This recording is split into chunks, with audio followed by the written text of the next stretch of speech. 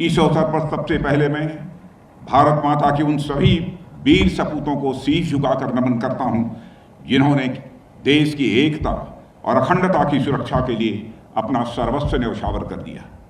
यह उनके शौर्य और पराक्रम का ही प्रताप है कि कश्यप मुनि और ललितादित्य की धरती आज यह भारत का अभिन्न अंग है।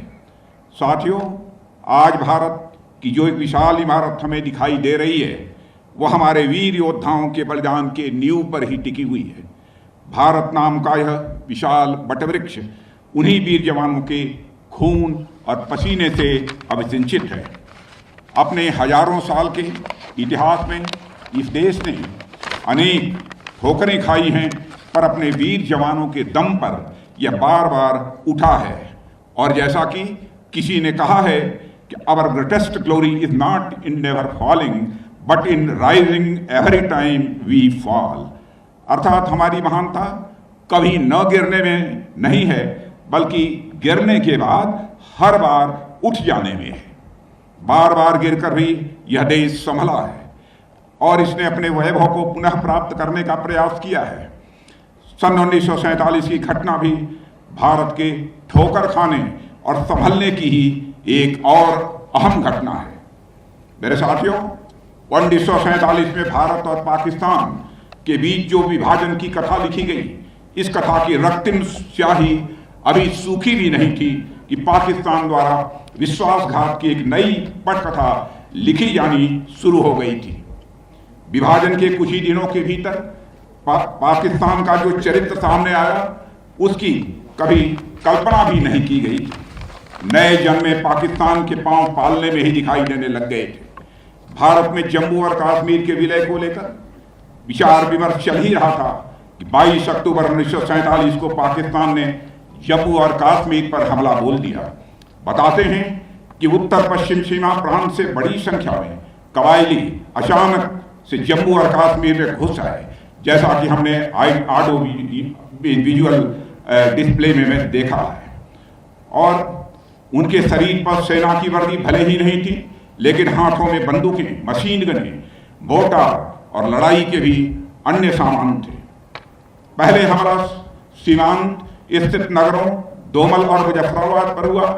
उसके बाद गिलगित, स्कार्दू, हाजीपीर दर्रा, पुंछ, रजौरी, झांगर, छम और पीर पंजाल की पहाड़ियों पर हमला हुआ। और उस समय जम्मू और कश्मीर के राजा हरि सिंह जी थे और उनके सामने बड़ा संकट आ खड़ा हुआ था। पाकिस्तानी घुसपैठियों का इरादा इन रास्तों से होते हुए श्रीनगर पर भी कब्जा करने का था। इसी उद्देश्य से उन्होंने कश्मीर घाटी, गुरेज सेक्टर और टिटवाल पर भी हमला किया। सबसे बड़ा हमला मुजफ्फराबाद की ओर से हुआ। मुजफ्फराबाद पूरी तरह से बर्बाद हो गया। वहां के अनेक नागरिक मारे गए और बचे हुए लोगों के साथ बड़ा जुल्म ढाया गया।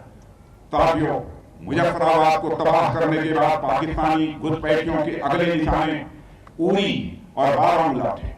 23 अक्टूबर 1947 को उरी में घमासान युद्ध हुआ। हमलावरों को रोकना जरूरी था। इसके लिए ब्रिगेडियर राजेंद्र सिंह अपने दलबल के साथ लगे। उनके नेतृत्व में वहां मौजूद सेना उरी में वह पुल ध्वस्त करने में कामयाब रही जिससे हमलावरों को गुजरना था। हमलावर तो आगे नहीं बढ़ पाए, पर ब्रिगेडियर राजेंद्र सिंह ने इस अभियान में अपना सर्वस्व बलिदान कर दिया, जिसे आपने जो डिस्प्ले आपके सामने हुआ है उसे प्रत्यक्ष देखा है।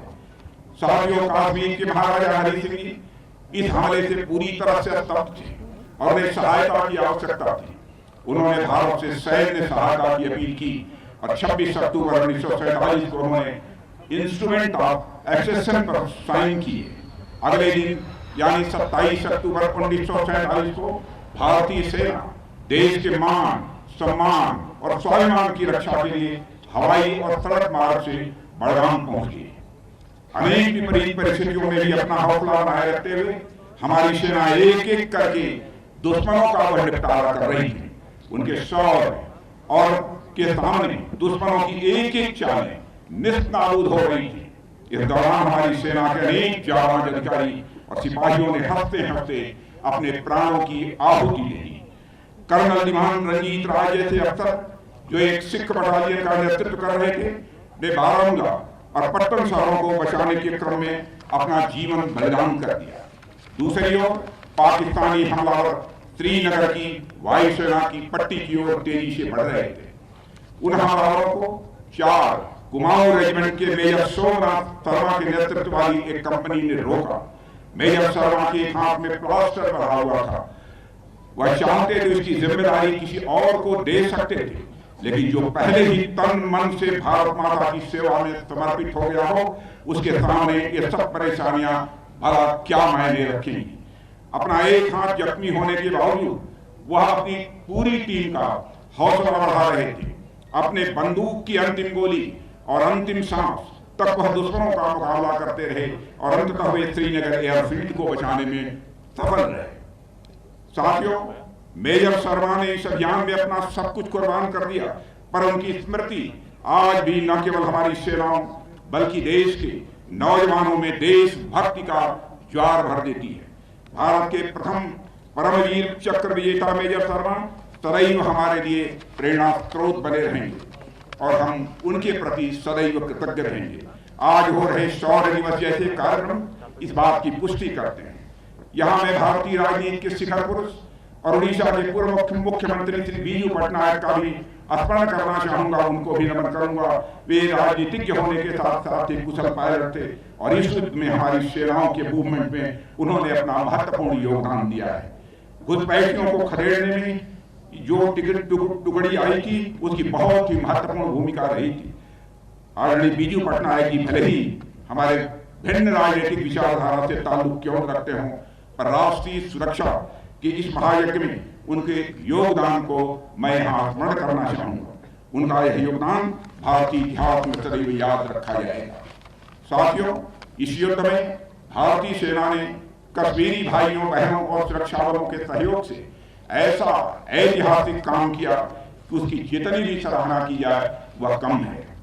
हमारी सेनाओं ने अदम्य साहस और शौर्य का परिचय देते हुए दुश्मनों को पीछे हटने पर मजबूर कर दिया और जम्मू कश्मीर समेत पूरे देश की संप्रभुता की रक्षा की।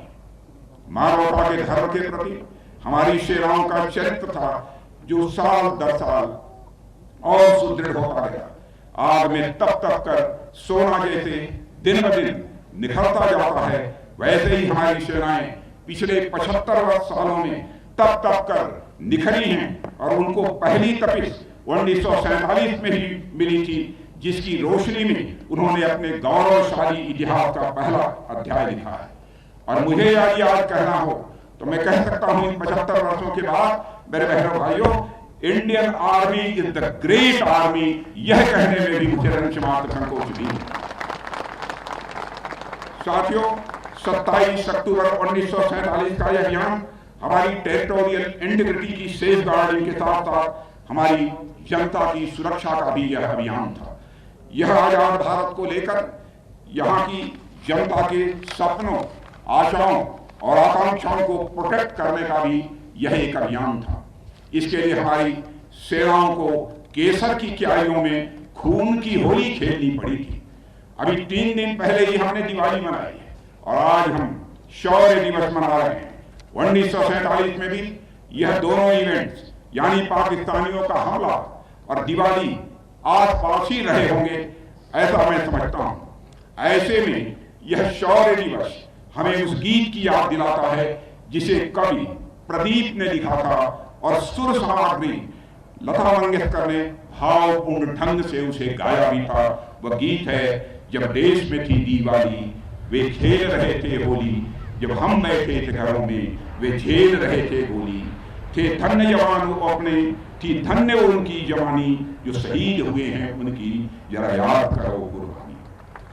आज का यह शौर्य दिवस उन वीर सेनानियों की कुर्बानियों और बलिदानों को ही याद करने का यह दिवस है मेरे साथियों।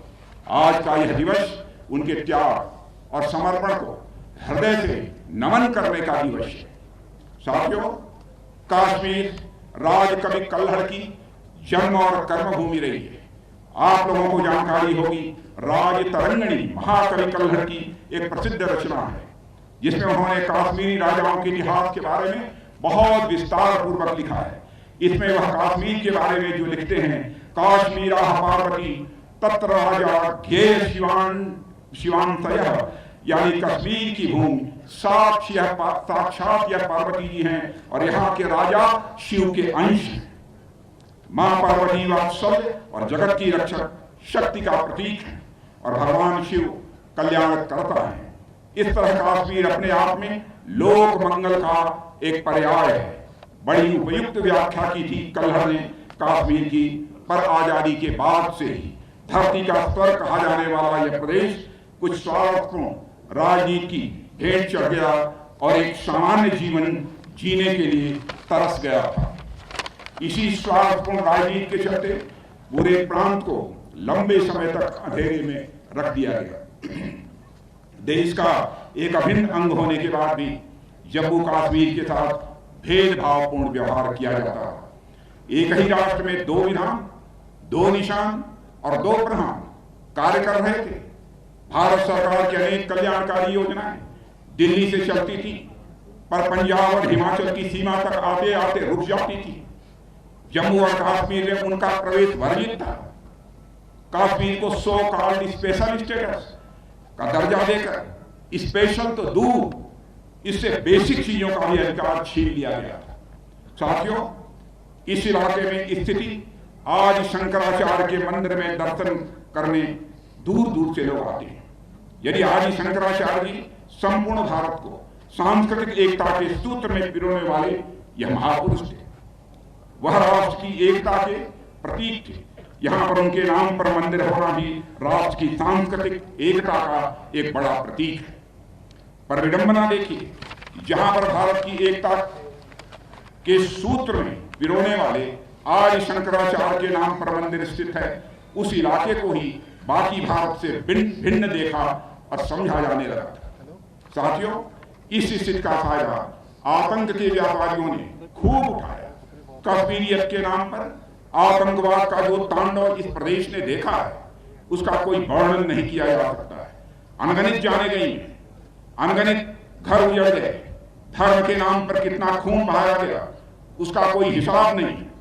आतंकवाद को प्रायः कई लोगों ने मजहब से जोड़ने की कोशिश की, पर क्या आतंकवाद के शिकार एक मजहब तक ही सीमित रहे? आतंकी कुकृत्य क्या यह देखकर किया जाता है कि सामने हिंदू है या कोई मुसलमान? आतंकी तो बस हिंदुस्तान को टारगेट करके अपने मंसूबों को अंजाम देना जानते हैं। इसलिए आतंकवाद से कोई भी प्रभावित होता है तो मजहब और पंथ कोई भी हो, वह पहले हिंदुस्तानी होता है और उससे भी पहले वह एक इंसान होता है।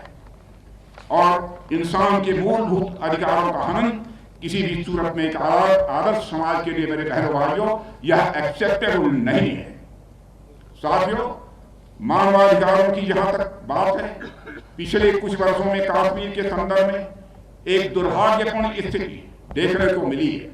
इस इलाके में जनता की सुरक्षा सुनिश्चित करने के लिए सेना या राज्य के सुरक्षा बलों द्वारा आतंकियों और उनके सहयोगियों पर जब कोई कार्रवाई की गई है तो देश के कुछ सो कॉल्ड इंटेलेक्चुअल्स को उस कार्रवाई में आतंकियों के मानवाधिकारों का उल्लंघन नजर आया है। यह कैसी विडंबना है? उन्हें मानवाधिकारों की चिंता दिखाई देती है। भारत जैसे देश में लोगों के अंदर यह चिंता स्वाभाविक है और होनी भी चाहिए। इस देश की संस्कृति में मानव तो मानव, पेड़ पौधे, पशु पक्षियों तक के कल्याण की चिंता का भाव है। ऐसे में मानवाधिकारों की चिंता यह स्वाभाविक है। पर मुझे ताज्जुब होता है कि उन्हीं आतंकियों द्वारा जब हमारी सेनाओं पर हमला होता है, सुरक्षा बलों पर हमला होता है या आम जनता पर हमला होता है और निर्ममता के साथ उनसे पेश आया जाता है, तब आखिर मानवाधिकारों की चिंता यह कहां चली जाती है? वही सो कॉल्ड इंटेलेक्चुअल्स तब मुंह बांध कर बैठ जाते हैं, मानो आम जनता और सुरक्षा बलों के खिलाफ हो रहे कुकृत्यों के पीछे उनकी मौन सहमति हो। और मैं समझता हूं जम्मू कश्मीर में जो स्थिति बन गई थी, उसके पीछे ऐसे लोगों की चुप्पी एक बहुत बड़ा कारण थी। सबसे दुखद तो तब रहा जब कश्मीरी पंडितों को एथनिक क्लिंजिंग करके उन्हें घाटी से पलायन करने पर मजबूर किया गया। समाज का प्रबुद्ध वर्ग जब अन्याय के खिलाफ अपना मुंह बंद कर ले तो समाज के पतन में मेरे बहनों भाइयों देरी नहीं लगती है। जम्मू कश्मीर भी इसी राह पर चल निकला था, इसलिए इस इलाके में बदलाव और विकास के लिए एक बड़ा कदम उठाना जरूरी था। यहाँ मैं श्रद्धेय श्री श्यामा प्रसाद मुखर्जी का स्मरण करता हूँ और उनकी पावन स्मृति को नमन करता हूँ, जिन्होंने देश में इस व्यवस्था के खात्मे और एक अखंड भारत के निर्माण के लिए जम्मू कश्मीर के फुल इंटीग्रेशन के लिए 1952 में सत्याग्रह चलाया। श्री मुखर्जी के साथ ही मैं एक और नाम लेना चाहूंगा, जिन्होंने जम्मू कश्मीर के इंटीग्रेशन के लिए अपना पूरा जीवन ही समर्पित कर दिया। वह नाम कोई और नहीं बल्कि जम्मू और कश्मीर के पुत्र और प्रजा परिषद पार्टी के संस्थापक सदस्यों में से एक पंडित प्रेमनाथ जी डोगरा का है। शेरे डुग्गर उपनाम से जाने वाले पंडित प्रेमनाथ जी डोगरा के कुशल नेतृत्व में चले आंदोलन से जम्मू कश्मीर में न्याय और समानता की नींव पड़ी। साथियों, जम्मू कश्मीर के विकास का इतिहास उठाकर देखा जाए तो उसमें डोगरा समुदाय की बड़ी अहम भूमिका दिखाई देगी। महाराजा गुलाब सिंह जी से लेकर महाराजा हरि सिंह जी के नेतृत्व में डोगरा समुदाय के भाइयों और बहनों ने जम्मू कश्मीर में सामाजिक आर्थिक विकास की धारा बहाई। वही धारा आज भी इस इलाके को अभिसिंचित कर रही है।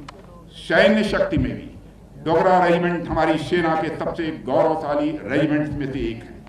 लगभग 150 सालों के अपने गौरवपूर्ण इतिहास में जब जरूरत पड़ी, डोगरा रेजिमेंट के हमारे जवानों ने साहस, शौर्य और पराक्रम के साथ सदैव अपना उन्होंने परिचय दिया है। ऐसे में जम्मू कश्मीर आज अपने जिस पड़ाव पर है उसमें डोगरा समुदाय का योगदान अतुलनीय है, जो पंडित प्रेमनाथ डोगरा जैसे महापुरुषों के माध्यम से जम्मू कश्मीर को प्राप्त हुआ।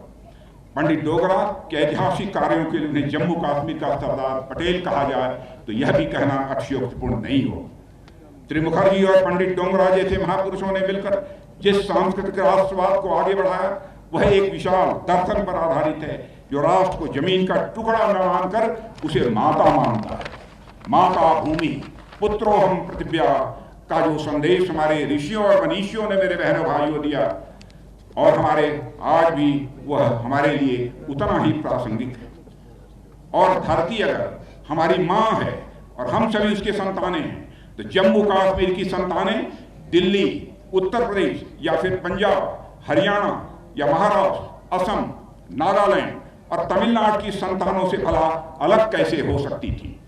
इस भावना के साथ ही श्री मुखर्जी ने जम्मू और कश्मीर के फुल इंटीग्रेशन का एक महायज्ञ शुरू किया था, जिसकी पूर्णाहुति 5 अगस्त 2019 को हुई, जब माननीय प्रधानमंत्री श्री नरेंद्र मोदी जी के नेतृत्व और मार्गदर्शन में आर्टिकल 370 का खात्मा हो गया, उसका अवसान हुआ और इस क्षेत्र में उम्मीदों की एक नई सुबह हुई है। साथियों, इस निर्णय के साथ ही हमारी सरकार ने देश को फिर से दिखा दिया कि इरादे हमारे नेक हैं और कथनी करनी एक है।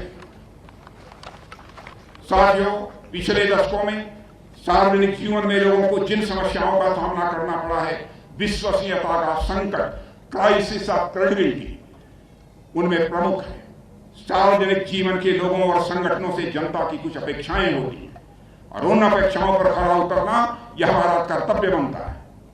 हमने इस बात का हमेशा ध्यान रखा है कि प्रॉमिस लेस एंड डिलीवर मोर। आज अगर हमें पूरे देश का आशीर्वाद मिल रहा है तो उसके पीछे हमारे ऊपर जनता का विश्वास ही है। जिस प्रॉमिस के साथ हमने जनता का आशीर्वाद प्राप्त किया है उसी निष्ठा के साथ ही उनकी सेवा भी की है। जम्मू कश्मीर के इंटीग्रेशन का संकल्प और उसकी आंच हम लगातार पिछले 7 दशकों से अपने दिल में संजोए बैठे थे और लोगों ने हम पर विश्वास किया और समय बीतने के साथ हम इस कार्य में भी पूरी तरह से सफल हुए। साथियों, जम्मू कश्मीर और लद्दाख के रूप में 2 यूनियन टेरिटरीज में विकास की नई धाराएं बहनी शुरू हुई हैं। भारत सरकार को योजना लाती है तो उस पर इस इलाके के हमारे बहनों भाइयों का भी उतना ही अधिकार होता है जितना कि दिल्ली और उत्तर प्रदेश जैसे बाकी प्रदेश के लोगों का होता है। हमारे जम्मू कश्मीर के उपराज्यपाल श्री मनोज जी सिन्हा इस जम्मू कश्मीर के विकास में अपनी प्रभावी भूमिका का निर्वाह कर रहे हैं। मैं उन्हें भी अपनी तरफ से बधाई देना चाहता हूं। यहां मैं पाकिस्तान से यह सवाल जरूर पूछना चाहूंगा कि हमारे जिन इलाकों पर उसने अपना अनधिकृत कब्जा जमाया हुआ है, वहां के लोगों को उसने कितने अधिकार दे रखे हैं। मानवाधिकार के नाम पर मगरमच्छ के आंसू बहाने वाला पाकिस्तान इन इलाकों के लोगों की कितनी चिंता करते हैं, यह आप भी जानते हैं और यह हम भी जानते हैं। आए दिन इन मासूम भारतीयों के ऊपर अमानवीय घटनाओं की खबरें सुनाई देती हैं। इन अमानवीय घटनाओं के लिए पाकिस्तान पूरी तरह से जिम्मेदार है, और यह मैं चर्चा कर रहा हूं तो पाक ऑक्युपाइड कश्मीर की मैं चर्चा कर रहा हूं। इतिहास गवाह है कि जिन जिन शासकों और राज्यों ने, यहां तक कि जिन जिन लोगों ने जनता पर जुल्म किए हैं, उन्हें आगे चलकर उसका भुगतान जरूर करना पड़ा है।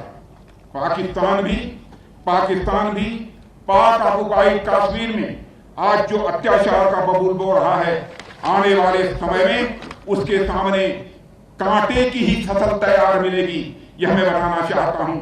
और अपने कृत्यों से वह आम के फल की अपेक्षा कभी नहीं कर सकता है। और मुझे पूरा विश्वास है कि आने वाले समय में पाकिस्तान को उसके जुल्मों का परिणाम जरूर मिलेगा, जरूर मिलेगा, जरूर मिलेगा, यह मैं विश्वास के साथ कह सकता हूं। साथियों, पाक ऑक्युपाइड कश्मीर की जनता का दर्द हमें भी सालता है।